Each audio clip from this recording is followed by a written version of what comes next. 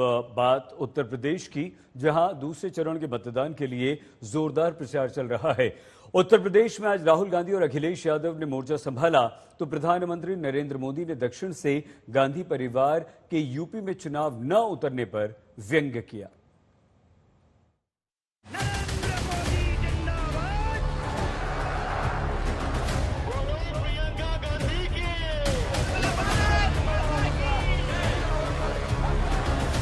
क्या इस बार गांधी परिवार का कोई शख्स यूपी से चुनाव लड़ेगा?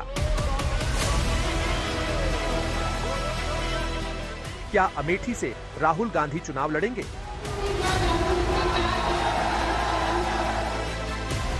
क्या रायबरेली से प्रियंका गांधी सोनिया गांधी की उत्तराधिकारी बनेंगी? नरेंद्र मोदी जिंदाबाद। अब प्रधानमंत्री भी सोनिया के राज्यसभा जाने पर सवाल खड़े कर रहे हैं। पूछ रहे हैं कि आखिर कांग्रेस के आला नेता चुनाव से क्यों डर रहे हैं? कुछ नेता जो लगातार लोकसभा में जीत करके आते थे, इस बार आपने देखा है वो लोकसभा का चुनाव छोड़ करके राज्यसभा के रास्ते से अंदर जाके बैठ गए हैं। चुनाव लड़ने की हिम्मत नहीं रही है जी। हालात ये है कि इंडिया अलायंस वालों को इस चुनाव में लड़ने के लिए उम्मीदवार तक नहीं मिल रहे हैं। रायबरेली की तरह अमेठी को लेकर भी कांग्रेस ने अपने पत्ते नहीं खोले हैं, जबकि वायनाड में राहुल का असली मुकाबला अपने ही सहयोगी दल लेफ्ट से है।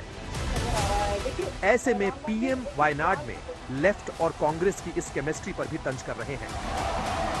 उनके अलायंस के साथी भी एक दूसरे को गालियां दे रहे हैं। कल आपने उनके एक साथी केरल के मुख्यमंत्री ने जो शाहजादे को सुनाई है, मैं भी कभी ऐसी भाषा नहीं बोलता, वो ऐसी भाषा बोली है उन्होंने साथी को। ये हाल है उनका। उधर अमित शाह के निशाने पर भी गांधी परिवार है, जहां छुट्टी से लेकर परिवार वाद तक के मुद्दे पर चुटकी ले रहे हैं। एक और ये राहुल बाबा और उनकी बहना हर 3 महीने में विदेश में वेकेशन करते हैं। हर 3 महीने में प्रियंका जी चालू चुनाव में थाईलैंड छुट्टी मनाकर आई, बोलिए।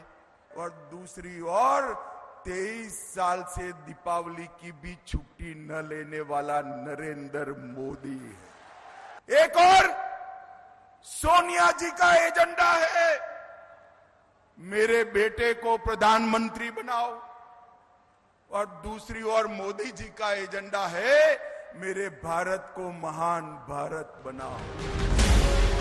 ये लड़ाई सिर्फ जीत हार की नहीं है, बल्कि नंबरों का खेल भी चल रहा है। पहले चरण के मतदान के बाद राहुल ने एक बार फिर दावा किया कि बीजेपी 150 सीटों पर सिमट रही है, तो वही बीजेपी नेता 400 पार का दम भर रहे हैं।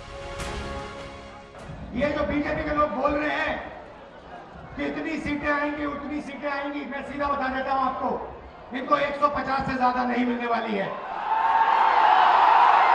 ये जो भी कहना चाहें कह लो, 150 से एक ज्यादा नहीं आने वाली।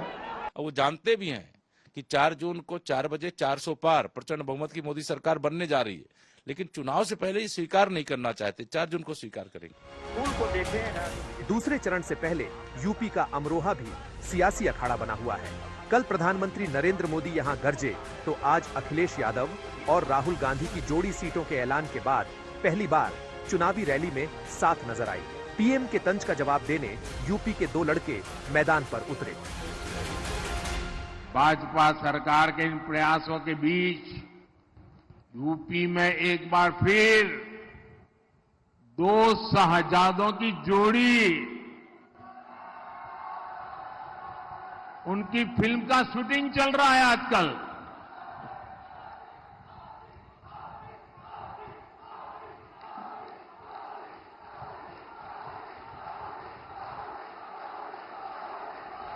और ये 2 शहजादों की फिल्म का पहले ही रिजेक्शन हो चुका है। जो लोग कहते थे कि उनकी फिल्म चल नहीं रही है। मैं उन्हें बताना चाहता हूं, पहले दिन ही पहला शो भारतीय जनता पार्टी का फ्लॉप रहा। कल मायावती को भी अमरोहा में रैली करनी है, जिसके बाद जयंत चौधरी भी अमरोहा के सियासी मैदान से एनडीए के लिए वोट मांगते नजर आएंगे। आज तक ब्यूरो।